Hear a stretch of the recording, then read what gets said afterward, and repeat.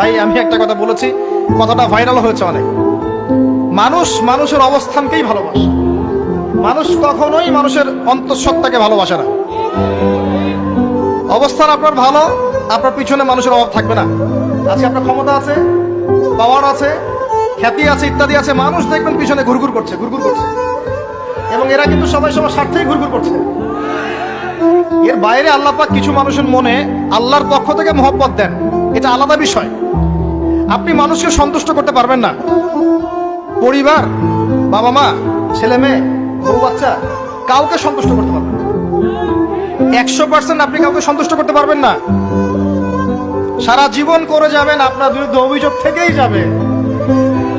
শুধু আল্লাহ রাব্বুল আলামিন অপেক্ষা করে বসে আছেন, আপনি কখন তওবা করে তার দিকে ফিরে আসবেন। দিন আল্লাহ পাক আপনাকে মাফ করে দিবেন ইনশাআল্লাহ।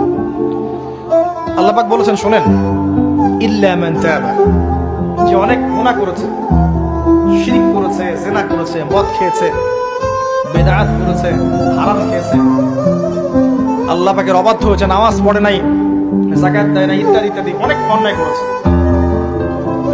একদিন তওবা করে ফিরে এসেছে। আল্লাহ পাক বলেছেন, ইল্লা মান তাবা, যে ব্যক্তি তওবা করে ফিরে আসলো, ওয়া আমানা, এবং ঈমান নিয়ে আসলো, ওয়া আমিলা আমালান সালিহান, এবং এখন থেকে সৎ আমল করা শুরু করলো, হোক সে নারী বা পুরুষ, যে কেউ, যে কোনো বয়সের, যে কোনো বর্ণের, যে কোনো ভাষার, যে কোনো দেশের, এগুলো কিচ্ছু যায় আসে না আল্লাহ পাকের। ইন্নাল্লাহা লা ইয়ানজুরু ইলা আজসামিকুম ওয়ালা ইলা সুওয়ারিকুম ওয়ালাকিন ইয়ানজুরু ইলা কুলুবিকুম ওয়া আমালিকুম।